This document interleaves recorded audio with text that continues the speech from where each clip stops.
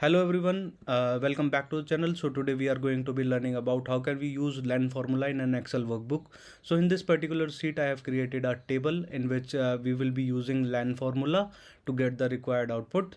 So first of all what I'll do is I'll write equal to len, then press tab, and if I select here and press enter, so it will give the required output. And also if you can just count a 1 2 3 4 5 6 7 8 9 10 11 and one space over here, so it will give 12.